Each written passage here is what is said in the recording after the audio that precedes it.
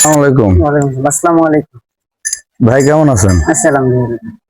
আচ্ছা, ভাই আপনার পরিচয় কি যদি বলতেন? আমার পরিচয়, আমি ছোটবেলা থেকে অনেক কষ্টে বড় হয়েছি। বাবা অনেক ছোটবেলায় মারা গেছে।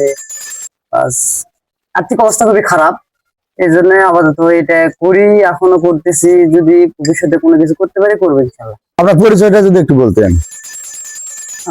আমার পরিচয় অনেক আপনার নাম, অনেক কিছু। আপনার নাম কি? মামুন। বাড়ি কোথায়? বাড়ি নরসিংদী বাজারে। কোন জেলা? বগুড়া জেলা, আচ্ছা, আদমদিঘি থানা। আপনি কি করেন? আমি এখন আপাতত এই ধাওয়া মিটের ব্যবসা করি।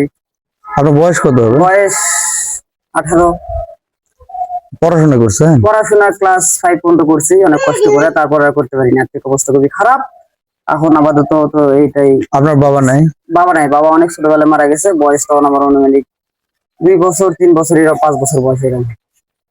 অডিয়েন্স, আমরা এতক্ষণ কথা শুনলাম এক হাওয়াই মিঠাই ব্যবসায়ী, ছোট্ট ভাই, বয়স তার সবে মাত্র 18, তরুণ, পড়াশোনার জন্য, টাকার জন্য পড়াশোনা করতে পারেনি।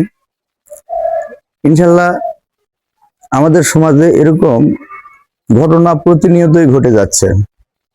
আমরা সামাজিকভাবে সচেতন হই, একে অপরকে সাহায্য করি এবং একে অপরের পাশে থাকি।